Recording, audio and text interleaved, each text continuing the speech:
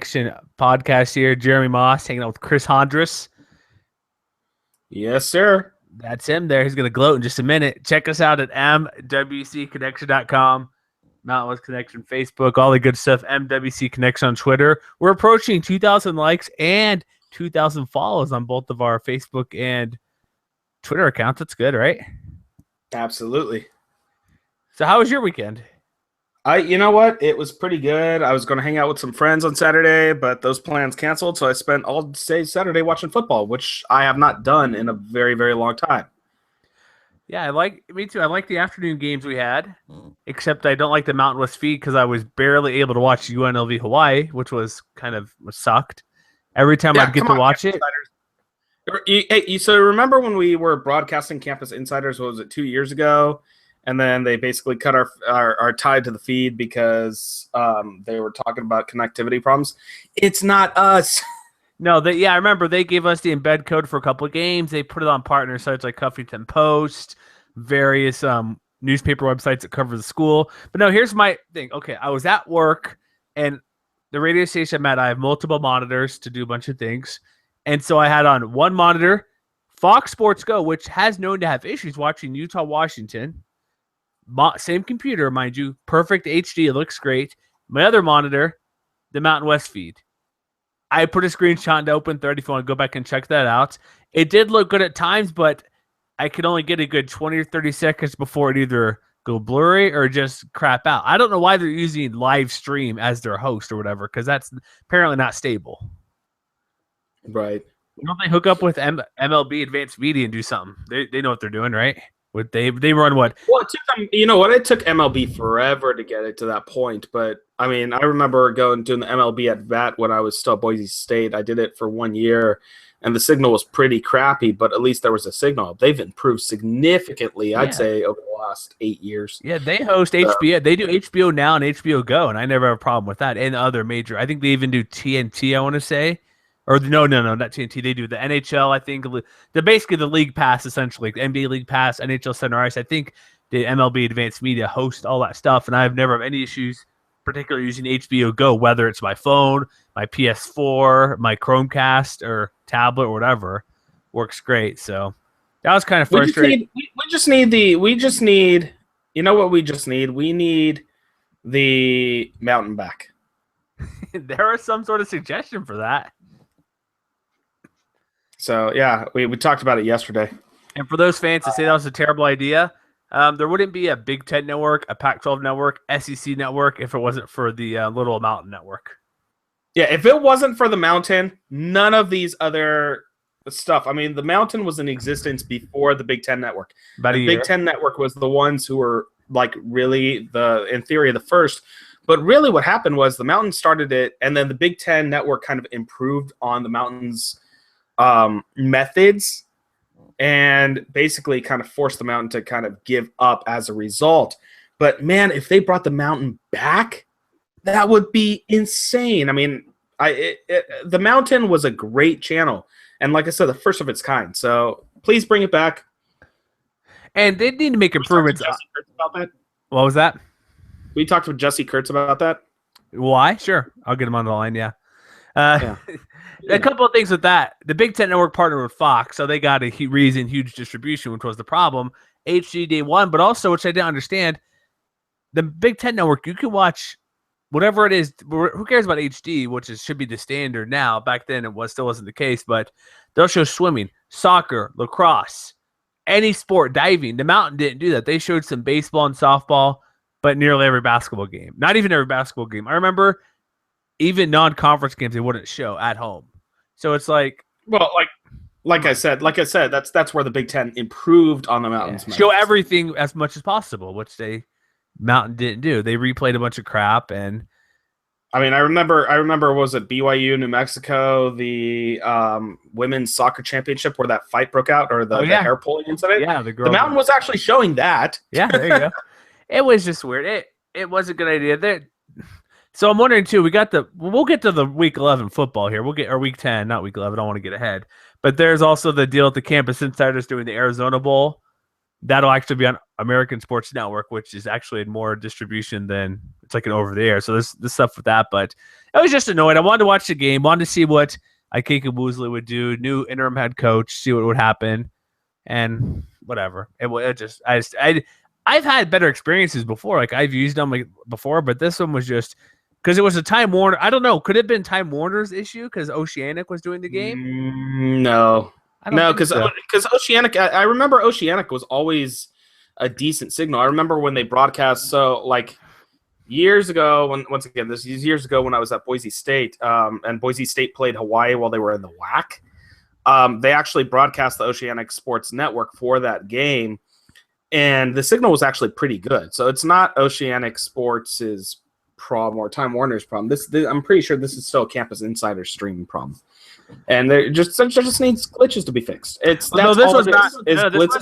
wasn't Campus Insider, it's Mountain West Network. They are actually two separate things at times. Right. No, I understand that. Okay, just making sure. But like I said, regardless, there shouldn't be that many issues. When I can have two simultaneous streams, one in Crystal HD and one in Vaseline goggles. If that. All right, let's get to games. We had Thursday Night Football this week, which apparently Fresno State fans weren't happy about either because look at the attendance, but look at the photo that I apologize. Whoever did a recap, they did a good job. I apologize who did the recap. Great photo, but if you look at the background, there's about five people there. So, when is Dave Schramm not going to be an offensive coordinator anymore for Fresno State? When I guess Tim DeRuyter feels like it is. I don't want to. Honestly, that's my best guess. I can't answer that. I don't want to make this about why Fresno State's lost and everything. Because hey, can I get a round of applause from Hashawn Henderson? I got that right. Yeah, you got Hashawn Henderson. He just like you called. So you and I called two different things this year or this week. And you called this game pretty well on point. Woo. Yeah, I did. Yeah, Sean Henderson, 73-yard TD, 5 for 136. Stewart was accurate. It was, yeah. I watched. This game was kind of late for me. I watched the first half, but kind of reading over stuff and listening to what Matt posted for the press conferences and stuff. I thought Kilton Anderson, I'm like, the only way he'd get pulled from the game was injury, and that was not the case. 12 of 26 for 88 yards, a pick and a TD. Whatever. That's not very good, but why the hell would you pull him for Zach Greenlee, a quarterback who's done much, much worse this year? I just don't get it. I don't understand their philosophy. I don't get it. I'm like, your season. Okay, we can now say they're not bowl eligible because last week you said technically they could because they're 2-6. Right. Well, like I said, technically, but mathematically. I figured it as such. So yeah, now they're definitely out of it. But it's still. I mean, why kill your season over that? There was no apparent reason that I saw to take out Kilton Anderson. 12 for 26. Okay, fine. That's bad. But you know what? You know if any other quarterback's been doing any better for Fresno State this season? Wrong. Nope. None. And you know what? Greenlee comes in there. Yeah, he did 55%, but he had the 2 picks. So, yeah. It frustrates me to see things like that because your quarterback's struggling. Okay, I get it. But that doesn't mean pull the levers or pull the leash because Kilton Anderson, to this point, out of all 3 of your quarterbacks, has been doing the best. And he's a freshman. You already know he's going to grow. Yeah, it could be him. Maybe when Jason Virgil comes back from his injury next year, who knows? But not to say Greenlee's lost cause, but you've played Kilton Anderson. I'm looking up right now. Multiple games in a row. And I said their preview, and I mentioned other people saying it as well, which made a lot of sense. Okay, this is his multiple game starting, and maybe it took him a while to get chemistry because, again, he was a 4th-string quarterback after spring and fall camp. So him getting timing down and working with, heck, even the second team very often wasn't there. So I figured, okay, he's had almost a month or so as the guy. This will be the game where he's finally figured it out. He's got chemistry. He's working with the number 1 guys. He knows what's going on. So maybe there'll be improvement. And yeah, under 50% is not very good, but I don't know what, like you said, I'm baffled about what they're doing. Do they even know what they're doing? No.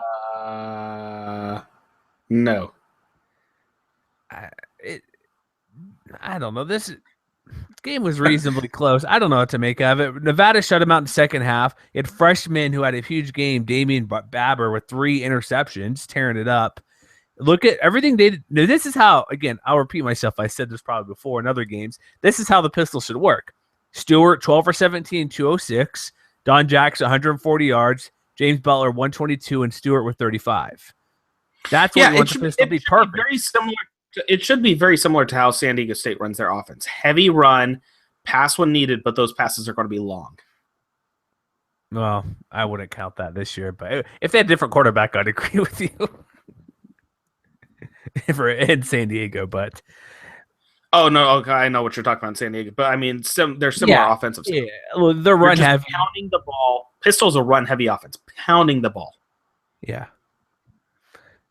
there's nothing to say. First of the season, DeRuiter, he just got a bonus as well. I forget exactly what it was, but I think I mentioned last show for grades, graduation rate, which is great, but it's what 6 figures of some sort. But they have to keep him because they can't afford the California state school system. You know how it is; it's pretty much bankrupt out there. They don't want to buy him out.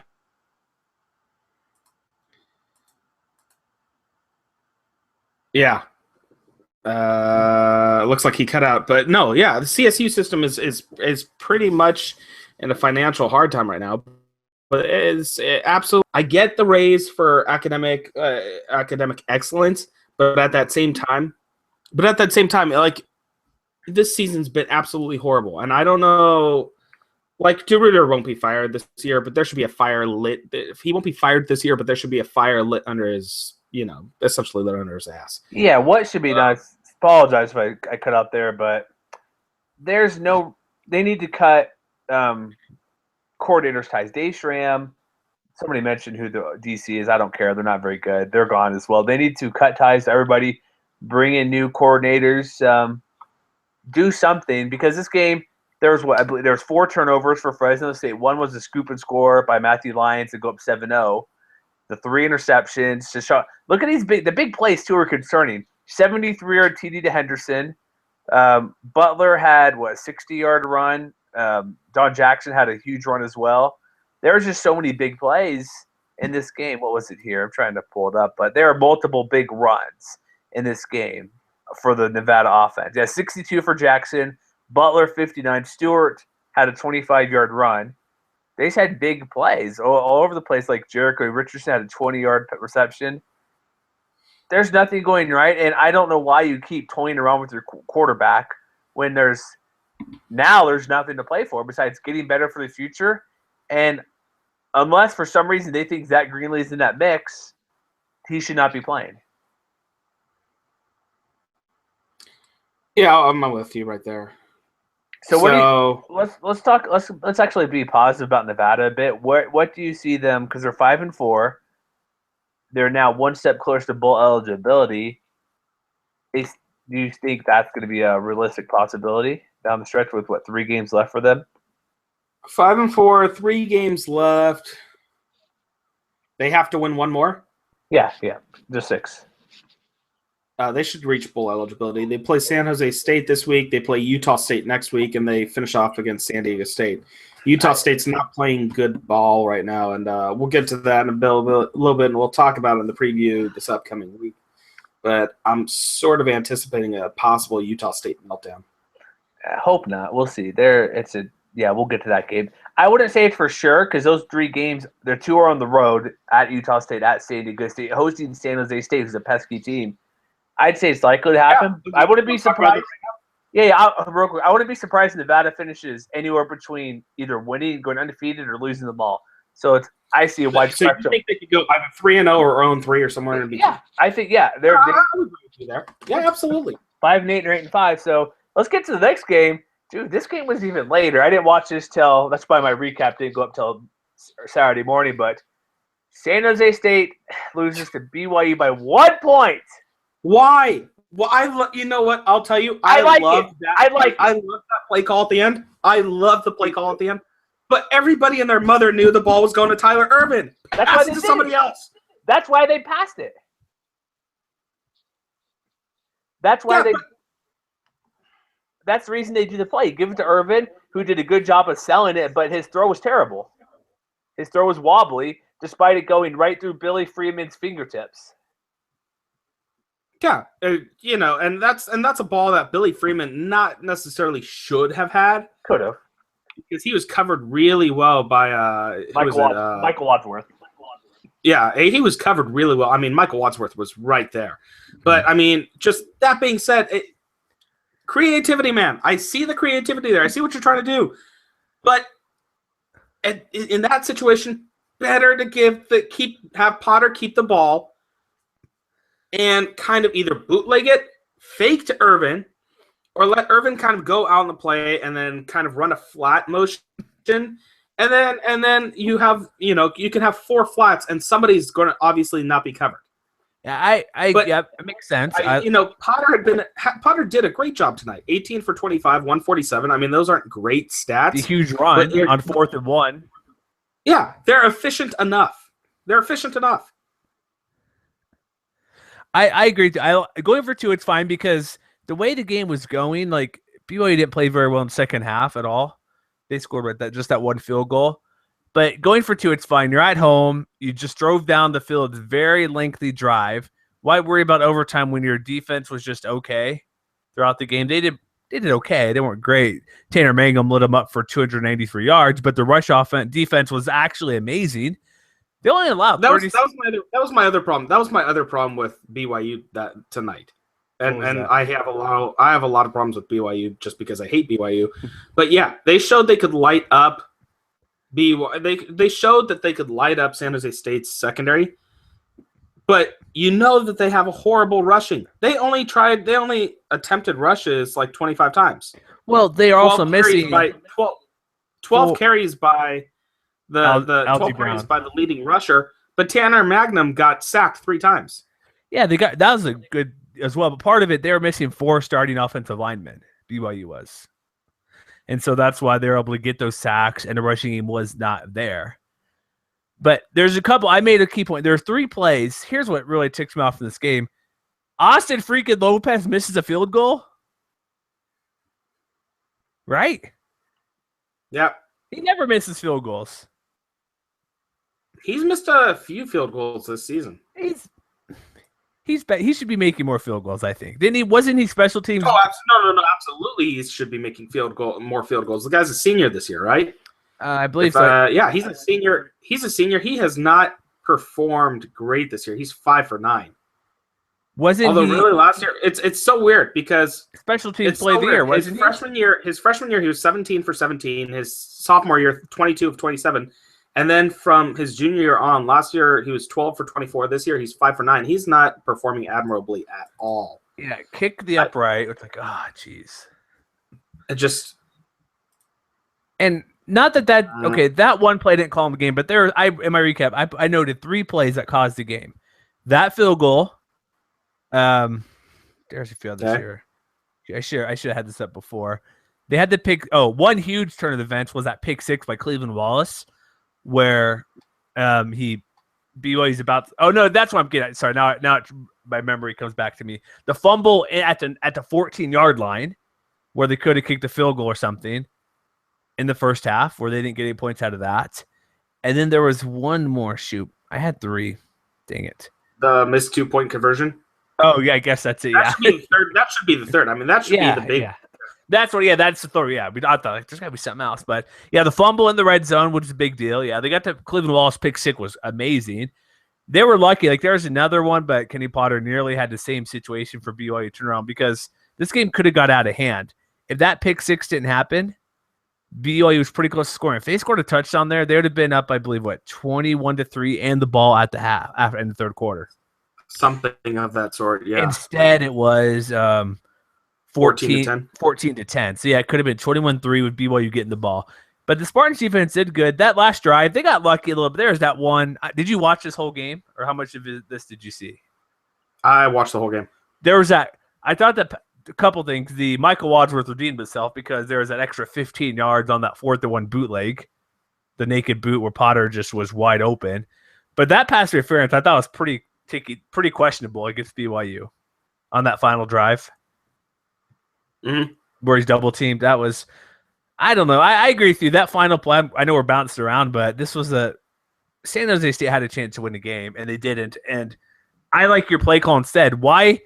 You and me, everybody knows they ran the exact same formation. The two tight ends or two guys in the backfield motioned over. They did toss to Irvin during the ball. That's the same formation they had all day. I agree with you. Why not do a play action where and you let your quarterback make the throw, right? Give the guy who knows how to throw the ball, who throws it 30 times a game. Well, and that's what I said. That's what I said. If that ball's going to Tyler Irvin, make sure it goes to Tyler Irvin in a way that it's going to be successful. Giving the ball to Tyler Irvin and throw it into the end zone, that's a very high risk, high risk, high reward type scenario. Mm-hmm. Okay, it would have been very easy to just give the ball to him and let him run the 2 yards straight north. I don't know if he would have gotten that because he only had 80. He's averaging. No. That's not what I said. I said there would have been a higher chance of success. Oh, okay, I got you. Yeah, I think a play action would have been the best play because we seen Potter scramble past the defense. He could the play before that 4th and 1 play do it. That wasn't even a play action. That was just a naked boot. Mix in a play action and roll out. And then he could either obviously run or throw the ball. It's like he has two options. It's just a tough way to lose, but their defense played better than most people thought because most people thought, me included, we said last week, we figured BYU would stay close and San Jose State would stay close and then it'd pull away at the end. But that was not the case. They held BYU to a field goal in the whole second half. To an offense that's pretty good. Well, and absolutely. So on one hand, I'm very hopeful for the San Jose State team. On the on one hand, I kind of sort of called this game. I said BYU wasn't going to run away with it. I kind of figured that. But on the other hand, I mean, okay, so now San Jose State realistically has 1 or 2 wins left in them. I don't think they're going to beat Boise State at the end of the season. Probably not. But they've got a chance. They have to reach bowl eligibility. They need to beat Nevada next week. They need to beat Hawaii the week after. Like we said before. 2 road games. Yeah, sure, it's a possibility. So we'll see. It could be. It was just I'm glad it's a close game because everybody in town here was like, I do a lot of stuff. BYU clearly like blowout. Nobody cares. We rarely talked about this game all week. Blowout. They're like, well, remember 2012? They're talking about that changed the whole offense for BYU because they fired a bunch of coaches when David Fells beat them, but not the case. People were. I say it, people complain. Well, we're missing 4 offensive linemen. It's like, so well, that sucks for you, but still, you're still even knowing Monday or Tuesday that 3 of them were likely out and the 4th was out for some sort of shenanigans during the bye week. But let's move on. Spartans bowl game maybe next game. Oh my goodness, Utah State, New Mexico. You called it. Oh wait, we're gonna call it. We're gonna talk about this game first. Sure, I already talked about. So yeah, we're going there. Fine, let's do it. Football Bob. Football Bob. Oh my goodness. So I'm totally going to. We talked about it on EDSBS. There's a commenter he was the one who kind of sort of. While Spencer Hall kind of originated the Football Bob article, there's a commenter on EDSBS who really like manifests the spirit of Football Bob. So we need to sort of get a hold of him. If Football Bob makes a bowl game, we need to have him do the article on like Football Bob's guide to whatever bowl they're going to. Yes, because that's going to be amazing. Done. A couple of things on this game. First of all, do you really believe Utah State's in a free fall? You know what? I don't believe that Utah State's in a complete and total free fall, but man, there is something not right. There's something not right. Utah State only held New Mexico to 14 points, but 14 points is all New Mexico needed to win. Well, that should tell you something right there. And one was the special teams miscue. This is a Utah State team who surprisingly is really, really offense heavy this year. But you're talking about a team. You're talking about a team to up until this point they had averaged over the last 4 games. Over the last 5 games, they had averaged 42 points. And one of those teams, and so like every single game they've lost, they've averaged under 14 points. Every single game they've won, they've averaged over 40 points. Yeah, the offense, it's weird because the defense played well. They held New Mexico to well below their average. New Mexico brought out 4 quarterbacks. The quadrant. Yeah, New Mexico rushed for only 132 yards in this game. They didn't rush well there, but there's 2 plays that ended this game right here. Well, first off, before we'll get to Chucky Keaton came in for a play because Kent Myers got crushed, and Kimmy Carson is going to be out for the first half of the next game. That came out a bit earlier today with that late nasty hit, so he'll be missing part of the Boise game next week. But Kent Myers threw for well over 200 yards. But here's 2. Because I watched most of this game. I was kind of in and out trying to follow and watch and do some other things. But 2 things. The running game was not like we were all praising Devontae Hayes' numbers, and he did terrible at 29 yards in this game. Not very well. But then if you look, here it is. In the first quarter, where is that here? I just had it in front of me. Utah State, in the first quarter, right before the end of the first quarter, first play and second quarter. They're 4th and 2 at the 29. They have a Kent Myers run that gets stopped. That could have been a field goal. That could have been a victory right there if they kicked the field goal when they're that close. Because I don't see why they go for it, because if you look at that drive, it was just a couple play drive. There's a good pass to Andrew Rodriguez, a short run for Kent Myers, and then a short pass to Hunter Sharp. And so I don't get why they didn't just kick the field goal there unless they didn't trust him. Was there a wind issue? I don't recall in this game. Yeah, there wasn't a wind issue. It's a 46-yarder, which isn't easy, but figured you kick it. And then there's the play of the game, essentially, is with the fumbled on the punt. New Mexico punched the ball deep, and they recover a snap. Andrew Rodriguez, who's been pretty good at returning game, fumbled at the 3. 1 play later, 3-yard touchdown run, and that's all the points they needed. That was at 13 minutes. 13 minutes and 20 seconds left in the third quarter. New Mexico's up 14-3, and Utah State can't score enough points to win after that.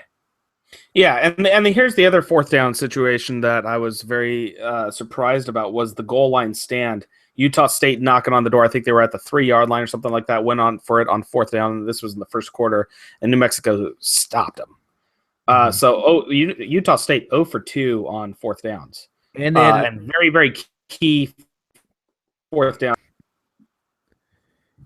And here's probably why they didn't kick it. They missed a 41-yarder to win the game at the minute left.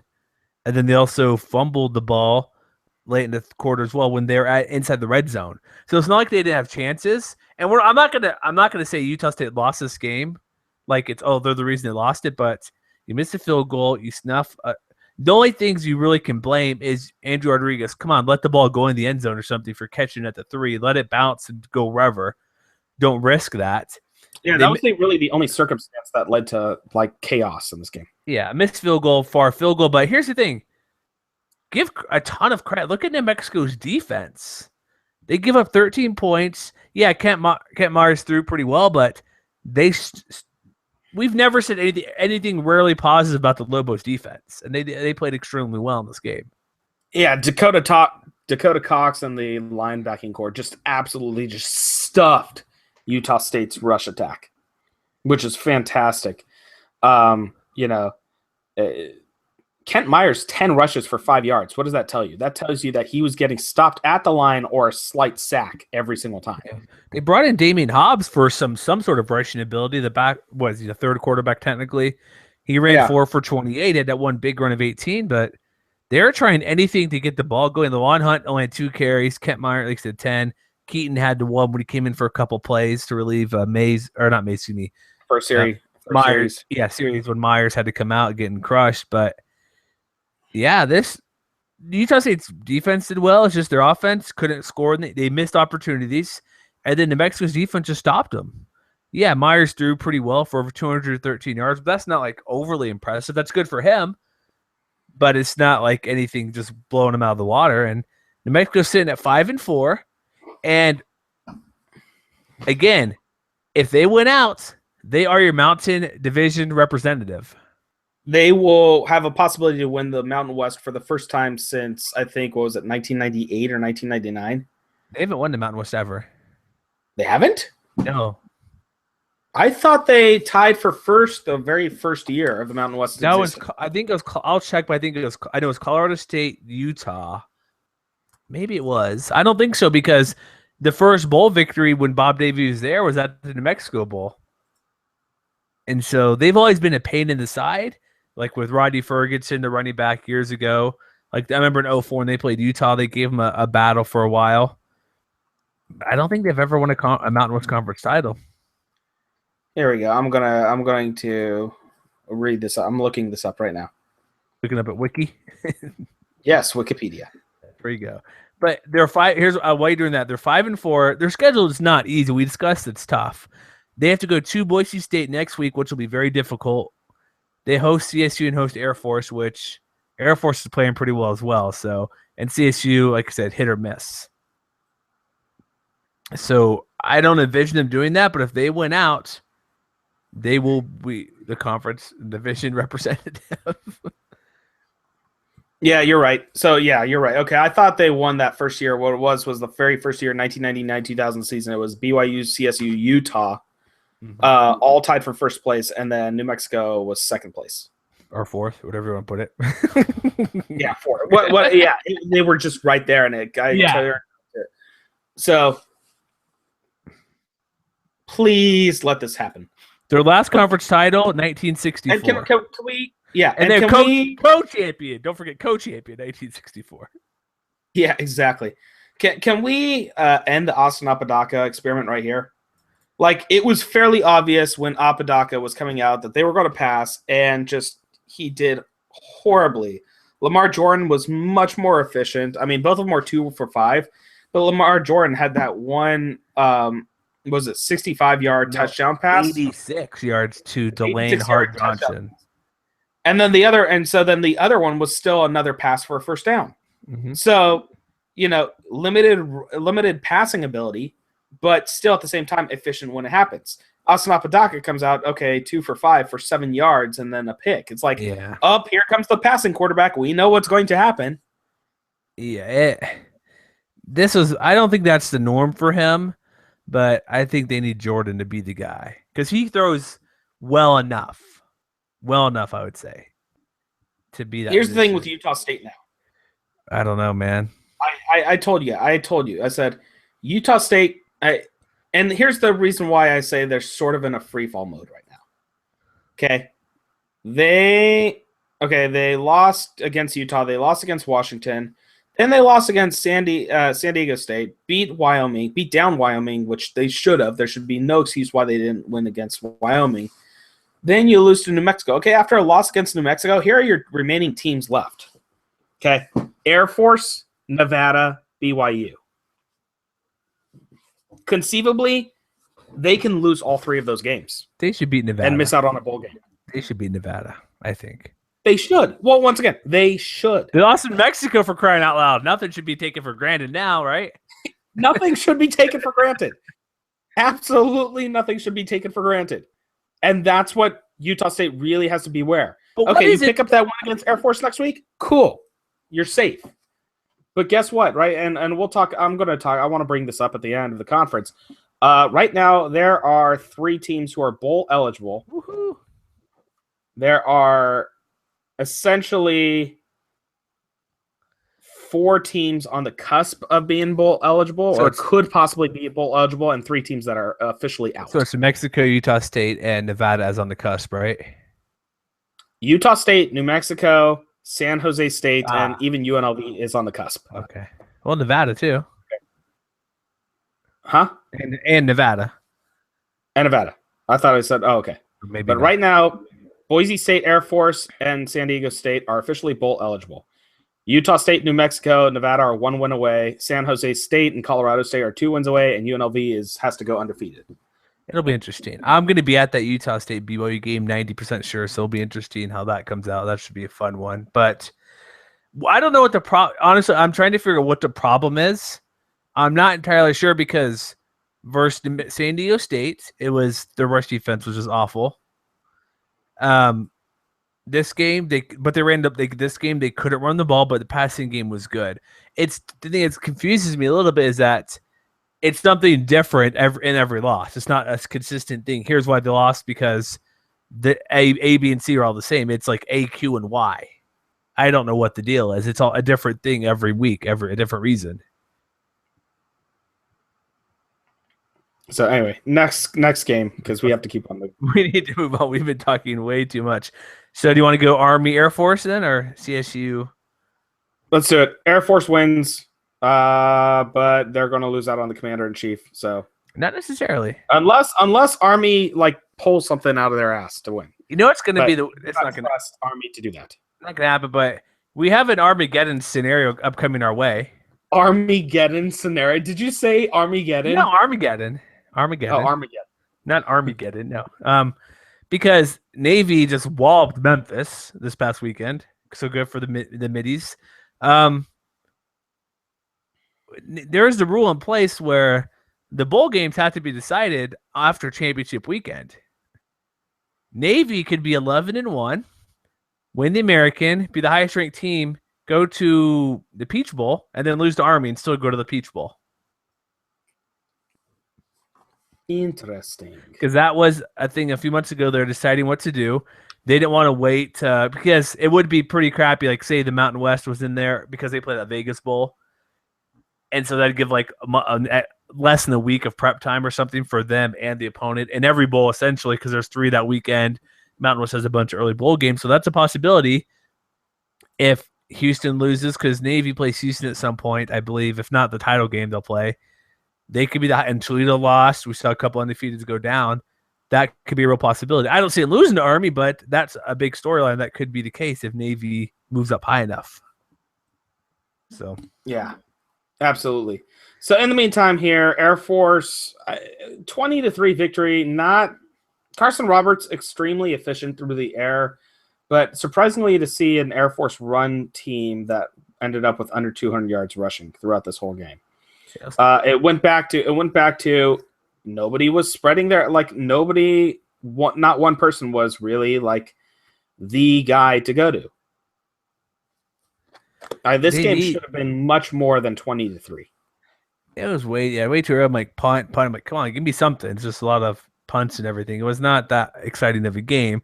They won well. And here's the thing: Air Force I think they're being underlooked at, because I know they go to Boise, and Boise will really want that game back, but when they're playing well, they can, like, if they give it to Owens 25 times a game, they're going to be tough to stop. But the thing is, finding it. Well.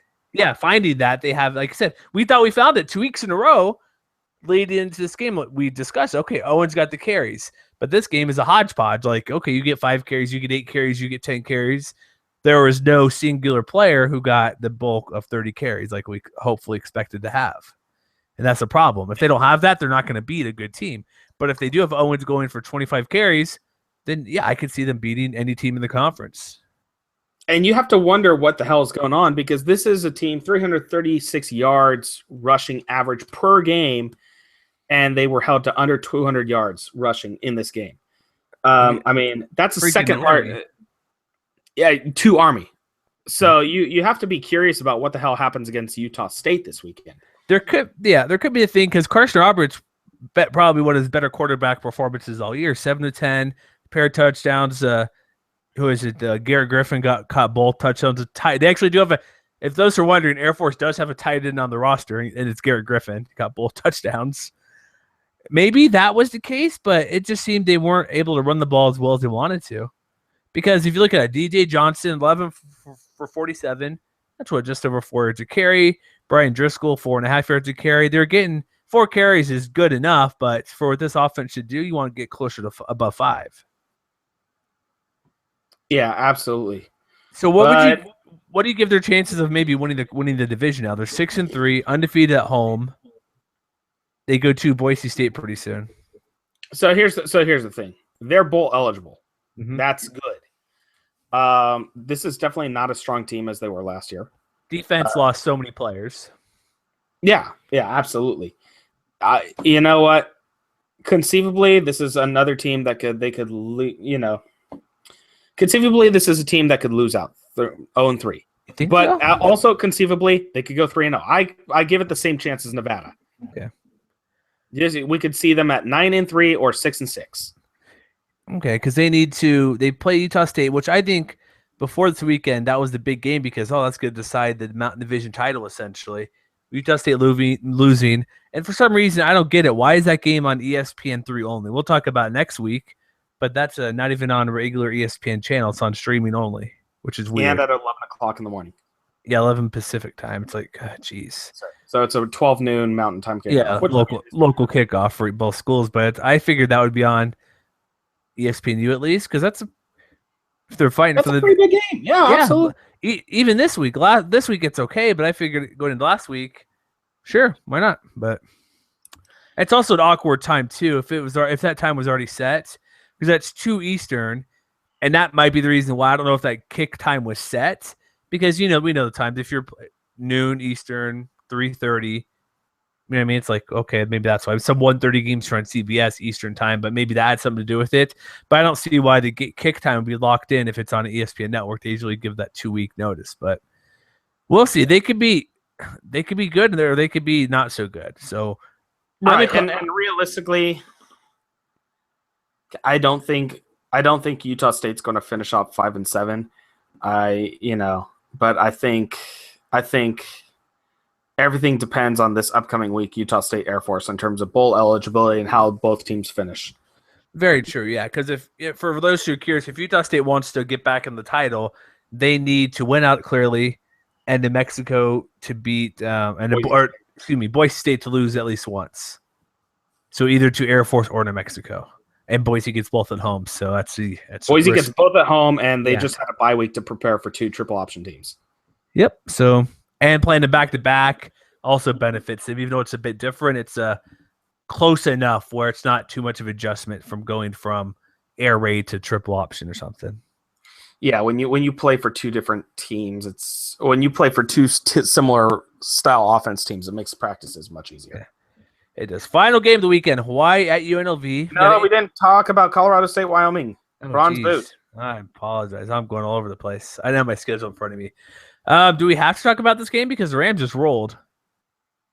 Nick Stevens, efficient, sort of. But funny enough, all 3 touchdowns came through the ball. Bobo ran the damn ball. Woohoo. Dalen Dawkins running up a storm, 25 carries, 140 yards. Brian Hill was kept to 65 yards in this game. Wow. I don't get Colorado State one bit this year. I don't get them. No, I wouldn't say this is a great win. No, this is dominating win over a rival. Cool. And the defense kept Wyoming to 240 or 239 yards. Awesome. But I would not say at any point in time that, this game could have been more than what it was. No, I'm just saying the Rams, like we said last week, like, who are they? When they play a team, they do good things. Like, they lost to freaking Colorado. I'm just saying. And then they blow out Wyoming. I'd say Wyoming and Colorado are in the same neighborhood, I would say. But yeah, it's very tough to figure out who Colorado State is, and it's really tough to figure out because guess what? They play UNLV this upcoming weekend. I could see the Rebels winning that. Exactly. I would favor and go with the Rams, but I would. UNLV's front 7's good enough that, well, yeah, why not? Yeah, so exactly. So I mean, it's very tough to figure out Colorado State still, even at this point. So it just. Are they going to make a bowl game? They should. They play UNLV, New Mexico, Fresno State. Yeah, they should be able to beat UNLV and Fresno State. Yeah. And possibly, I'm not even confident on New Mexico anymore. They're just, yeah. By the way, next week's game is opened up at 6.5 Colorado State favorite. I was about to look that up. Thank you for doing that already. So, I mean, that's less than a touch. I mean, that's less than a touchdown favorite. Where's this game at? It'll be a pretty damn good chance of winning this game. Where's it at again? Do you have that in front of you as well? It's in Fort Collins. Interesting. Okay. Yeah. We'll see. We'll get to that next week. In the meantime, Craig Bull shouldn't be on the hot seat, but at the same time, something's got to change out there. Something has to be going on in Laramie. He's fine this year. Next year, if it gets this bad again, then there could be questions. Yeah, absolutely. So now is it the final game? One step closer to bowl eligibility. They are. Is it now the final game? Can we mention that now? Yes, we are at the final game now. We're still going under an hour. Yeah, we're not too bad. We're close. We're getting close to it. But that's fine. So you end it, like I said, Hawaii, as I said about 10 minutes ago, as I thought this was a final game 3 games ago. Hawaii UNLV interim coach of UNLV. I've got the perfect name for this rivalry. What? Yeah, we're wondering what that would be. What is it? Yes, because Robert Kakula mentioned it so many damn times. So I'm going to make it official for the Mountain West Connection. I'm going leather jacket game. Leather jacket. Is that not the leather jacket game? Not the leather jacket game. I'm going to call this rivalry because this has become a rivalry. They're played 26 times now, both through the WAC and through the Mountain, and now back that Hawaii's with the Mountain West. They started playing again. I'm going to call this rivalry the Battle for the Ninth Island. Like it. And why would that be the case? Robert Kakula mentioned in the radio broadcast or in the Oceanic broadcast that Las Vegas is called the Ninth Island many times because they have a lot of Hawaiians living in Las Vegas, something to the tune of 90,000 residents. There were 20. I forgot how many people were at this game. Yes, there were 21,000 people at this game. And there were at least half of those were Hawaii fans. So, UNLV has a lot of Hawaiian players play for the team. The offensive line coordinator has done a good job developing a pipeline. Mm-hmm. And at the same time, the two teams play. It's very emotional when the two teams play. So I think that it should be a rivalry game. It should be called the Battle for the Ninth Island, and the trophy should be like the city of Las Vegas's borders surrounded by water. Not bad. It's still no Hawaiian Cowboy, but I like it. It's still no Paniolo trophy. Somebody go find that. I thought they made a new one. The first time the Paniolo trophy was the rivalry between Hawaii and Wyoming. And so it's Hawaiian Cowboy. And it got lost. Yeah. So a couple things. Well, we got to talk. I'm sorry, I was gonna skip the questions, but we got to talk about the game first of all. Sorry. UNLV rolled in this game, 41-21. Dude, Blake Decker.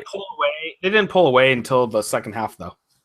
Sure, yeah, because it's from what I could tell through my Vaseline goggles, it was close. It was basically exchanging scores until the fourth quarter for the most part. Does that kind of sound about right? Sort of, yeah. Sort of. Then you go ahead with this one. No, absolutely. No, you're right. I mean, they essentially traded scores, but I mean, the trading of the scores, the trading of the scores happened after spotting UNLV 7 points in the first quarter. That's still technically trading points if they scored first. Yeah, fine, I get it. I just said, for what a couple of things for Hawaii. Whittick is done for the year essentially. He's benched. Ike Woosley, did okay at a pick. Wasn't fed. But Paul Harris, man, he had a 72-yard TD run, but man, almost 200 yards on the ground. They may have found a running back, at least for this year. But is UNLV's offense that good or Hawaii's defense that bad? Both. No. Both. UNLV has really started committing to developing a running game under Tony Sanchez. And you know what? Keith Whiteley did pretty well, but Lexington Thomas, the freshman, oh man, he was on fire. Is he gonna be the guy? He's definitely going to be the guy of the future, and you have to be excited about that. Blake Decker and Ed Graney and Mark Anderson of the Las Vegas Review-Journal said this. What would have happened if Decker wasn't injured and he played in the San Jose State and the Fresno State game? We'd be talking about UNLV sitting at 5-4 right now. Yeah, probably. Good chance. And Decker still had his 1 interception per game. I mean, he still had a bad throw that led to an interception. Don't get me wrong, but he was pretty good. I mean, 60% 60% through the air, 15 of 24. And 2 deep balls, the 75 and 85 yarder to Aaron Criswell and Devontae Boyd. Yeah, 2 deep and ones, that pass by Aaron Criswell, that was the key play of the game. That pass to Aaron Criswell was that you're talking about to that point, the score was 27-21. And, UNLV's stopped on essentially second and long, third and long it comes, and just perfect play call, get that ball to Criswell, nice long pass up the middle, perfect touch, and that's really what sealed the game for UNLV. You couldn't ask for a better ending for UNLV. They've now hit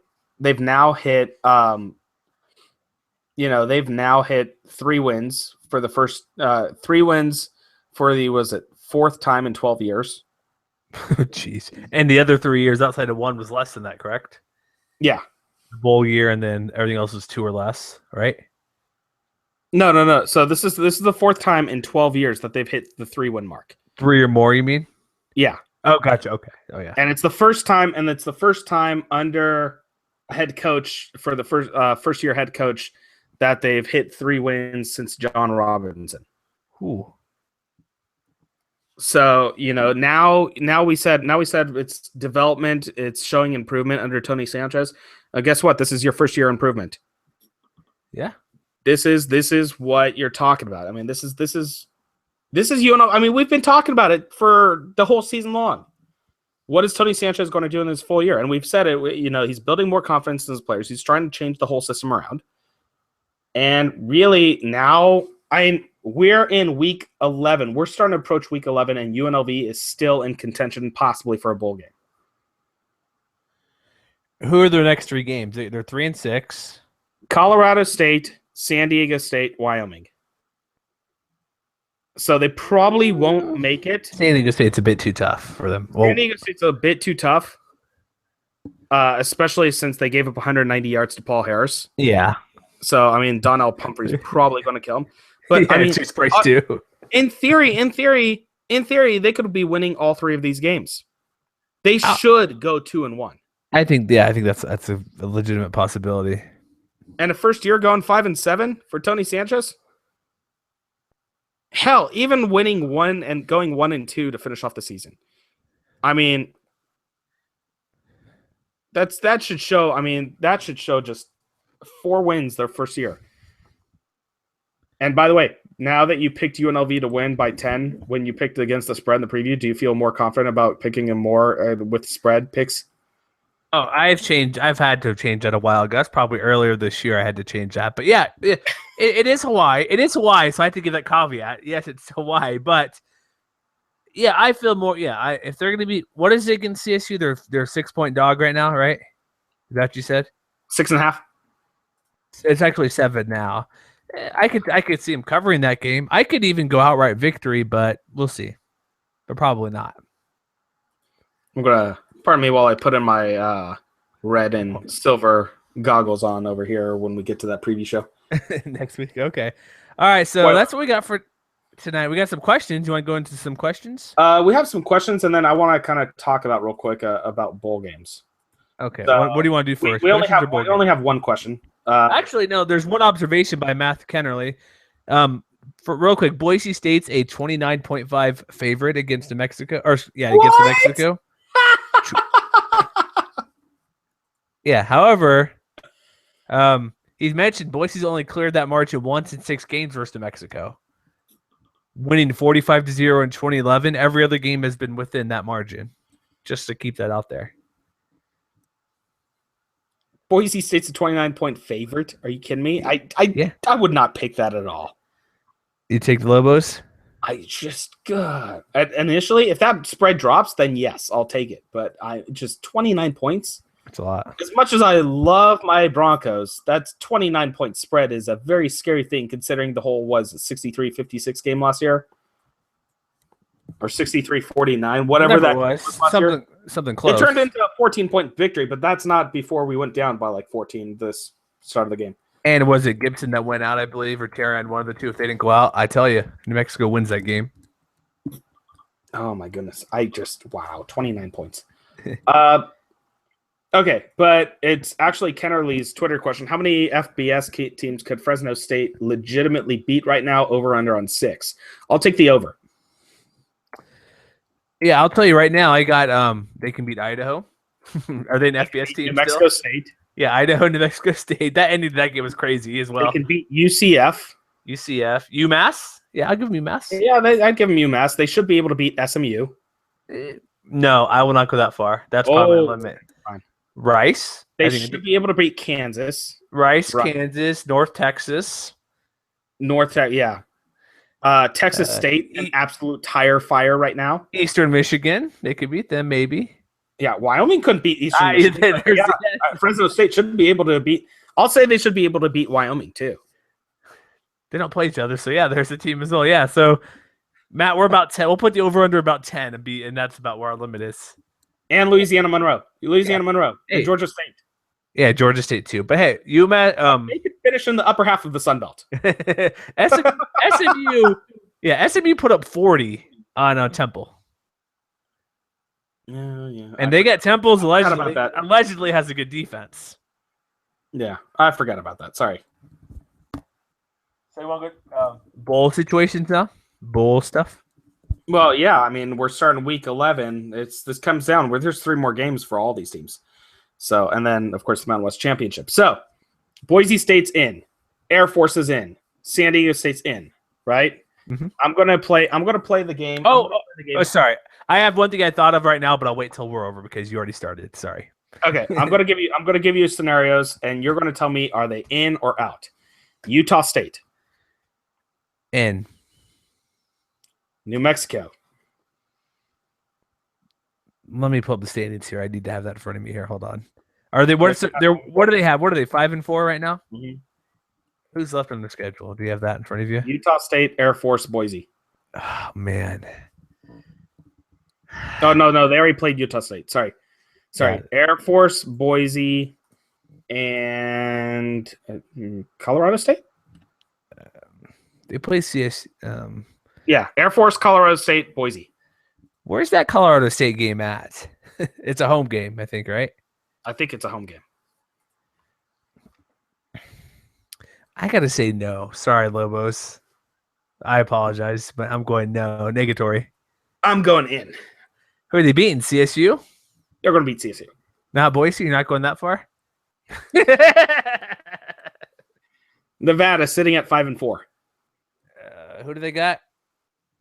They have. I should have that in front of me. Sorry, I'm being lazy. Thanks. They have San Jose State, Utah State, San Diego State.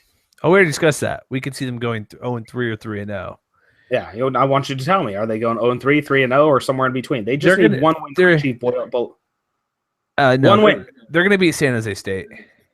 Okay, they're in. Mm-hmm. Okay, so now the 4-win teams: Colorado State.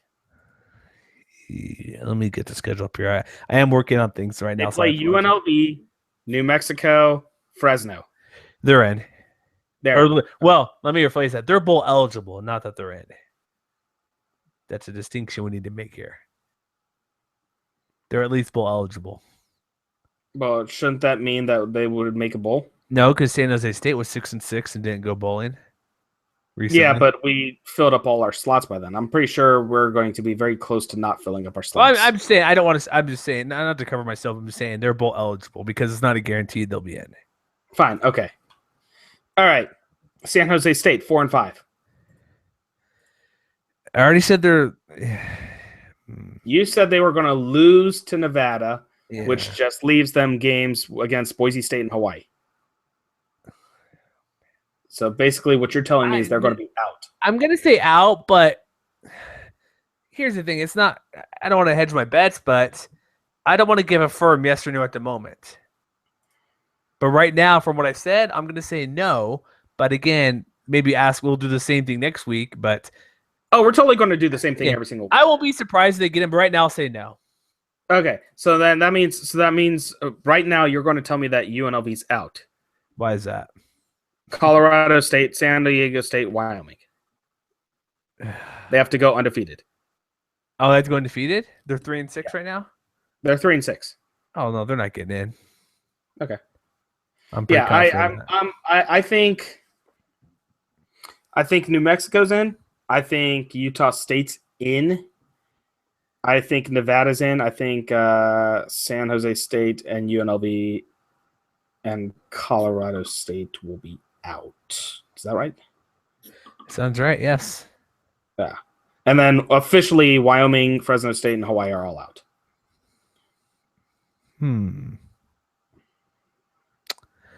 Okay, we'll discuss this next week. Let me ask you this question. I brought this up in the open thread last night to kind of hijack it, but the conversation didn't go anywhere. Did you happen to read my comment about Cal and Sonny Dykes? I did read that comment. I'm not sure how much to buy it. Well, I'm using reach here to connect the dots a little bit. Not that it'll happen, but essentially, here's the deal. ESPN's Travis Haney is saying sources close to Cal said there's a lot of ifs in this thing. Here's exactly what it is. So cite sources close to Cal who say it would be surprising if Sonny Dykes returns to Cal.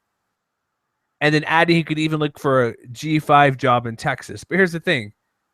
Two things on that. He's not doing good at Cal. He's not going to have Jared Goff. So if you can't get done with this guy very well, fine, get rid of him. The only opening in Texas at the moment is North Texas. It's North Texas. And he's not taking that job. Nope. SMU, who knows? Chad Morris might be gone in 1 year at SMU. Tom Herman at Houston could be gone. Does Larry Coker resign at UTSA? You said Texas State's terrible, but I say this is this is basically June Jones 10 years ago in Hawaii, 15 years ago. I say if he's not Cal, Hawaii should do what they can to bring him to Hawaii to bring that offense. Because that's exactly we'd have to be assuming that Sonny Dykes for sure is out, and that I think that only happens if Cal does not make a bowl game, which means that they don't beat Oregon State next week. They better beat Oregon State. They better beat Oregon State. What do you have Cal's record in front of you? What are they? 5? They've won 5. They're 5-4. They've got games against Oregon State, Stanford, and ASU left. They should go 2-1. Arizona State, I don't know, but Arizona State's sitting at 4-5. Oh, they're that bad already? Yes. Whew, man. I agree with you. If he's not in a bowl game, he won't be the coach. But how great would that be if he is at Hawaii, though? Right? Well, he brings the air raid. He brings the air raid back to Hawaii. Look at La Tech, man. Yeah. I like that. As for news on this front, there's not really too much going on.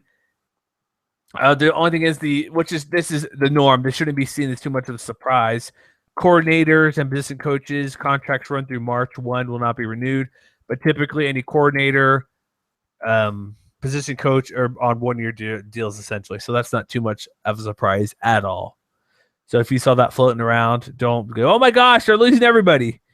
Well, that's how every coaching thing works essentially. So. Yeah, and so the one thing I'm going to say is this. Pat Hill, we didn't say about that, did we? Pat Hill, I don't think is taking the job. He said before the game against the Thursday game, what the heck happened? My name's not out there. I didn't do anything. Yeah. I don't know what's going on. So I'll tell you what. Just keep your eyes open, but I think Sonny Dykes is going to be safe for at least one more year. I think so too. I just thought that was interesting. It could be a very fun possibility. Oh, absolutely, and probably Sonny Dykes would be the kind of person to take that pay cut to go to Hawaii, because I mean, remember he wasn't making that much when he was at Louisiana Tech. No, probably not.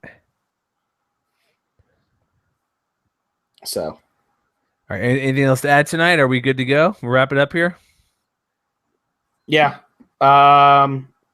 Quick, folks in Boise who listen to this podcast, I will be there this weekend.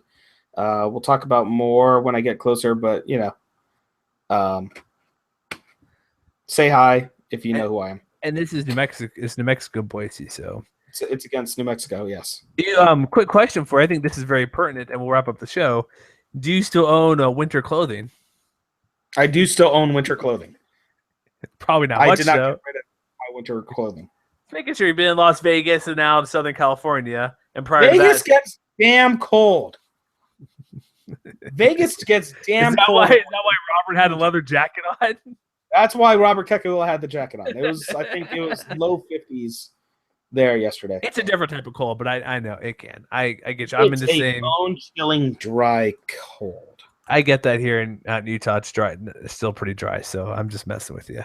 But still, you've been out of that area for a while to have like gloves or a beanie or a real winter coat. Oh, I got beanies all the time. You got scarves because you're a soccer nerd, but yeah. And scarves, yes. In fact, I have a new Bronco Nation scarf that I won last week. Yeah. Quick side note: do you need me to get you an RSL scarf? Huh? An RSL scarf? Do you need one? I mean, yes, but you don't have to buy it. That's one. I'm slowly collecting things. Okay, I'm just saying there's a new team store right down the street from my work, so I was just curious. So awesome. Well, if you decide to be nice, we'll see. We'll see if I'm nice like that. I probably should be, but first things first. People need to buy socks. Oh yeah, so let's talk about Bombas. We haven't talked about them for a while. We promote it every week on the actual article. If you guys actually read the article, but Bombas socks, buy them. Bombas.com/Mountain West. Here's the deal: if you buy a 4-pack of socks, you get 20% off. And let me ask you this: you're a teacher. Do you stand and teach? Are you one of those teachers? I am a person who stands and teaches. I do not sit down and teach. How are your feet throughout the day? You know what? 2 things that make my feet very, very comfortable or very, very miserable. 1, good shoes. 2, good socks. Yeah, Bombas socks. We may get a few bucks if you buy them from us, but they are I'm going to get you a pair of socks. Either they'll send you one or I'll get you some pair myself. But no joke, they'd make your day so much better standing. I went to, I joked around a month ago, went to Comic-Con, walked around all day, perfect, feel great. I ride a bike to work for about 2 miles. I walk a little bit. You standing all day, most comfortable socks. And if you don't like the colors, they come in gray and orange or Volt green and yellow and black. They have white socks. They have black socks. Just check them out. Bombas.com/Mountain West. Click on the link in the podcast feed. Thank me later. Yeah, absolutely. And if you're the kind of person, I mean, I know most San Diego people aren't because we typically work in our sandals every day. But they actually have brand new merino wool socks. They just came out with these. Yeah. Oh, I haven't seen that. That's a good tip. Yeah. So absolutely. So what these merino socks are is for those of you who are still listening. Yeah, for still with us. They're these wool socks, right? That are kind of designed in New York City. They have merino wool, so they are wool socks, which means it keeps your feet extra comforted. With the sock technology that basically prevents them from breaking down easily. And of course, their typical honeycomb support system in the arch, the Y-stitched heel, and the performance footbed. But once again, like I said, these are wool socks, which for those of you in cold weather, make them perfect to wear. They do. And also one last quick thing, since if there's 4 people listening, if you get the ankle socks, they don't fall down. That's all I'm saying. They do not fall down. Oh my goodness! So you need to get ankle socks that don't fall down.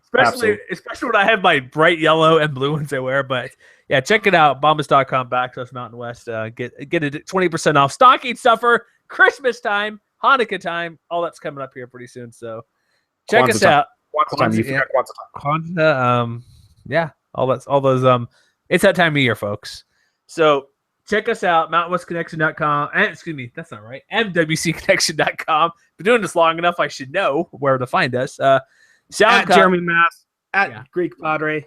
Yeah, Stitcher, SoundCloud, Google forthcoming once we know. But hey, the season's almost here. Stick with us. We'll preview some games on Wednesday later this week, and everybody have a good night and stay warm.